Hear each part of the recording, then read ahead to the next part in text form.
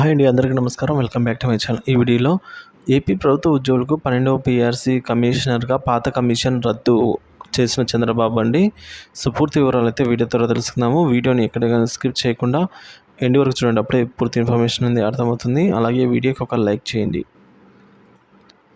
వైకాపా ప్రభుత్వ హయాంలో పలువురు కీలక హోదాల్లో విధులు నిర్వర్తించిన ఆరుగురు విశ్రాంత అఖిల భారత సర్వీసుల అధికారుల రాజీనామాల్ని రాష్ట్ర ప్రభుత్వం ఆమోదించింది. ఈ మేరకు మంగళవారం ఉత్తర్వులు జారీ చేసింది. రాజీనామాలు ఆమోదించిన వారి వివరాలు, పనిచేసిన హోదాలు అయితే ఇప్పుడు తెలుసుకుందాము.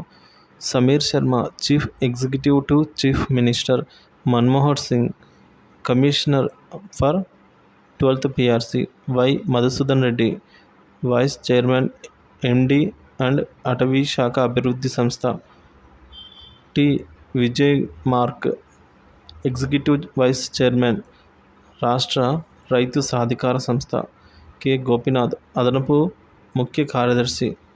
సో వీరంతా కూడా ఈ కమిషనర్స్ అందరినీ కూడా రద్దు చేయడం జరిగింది.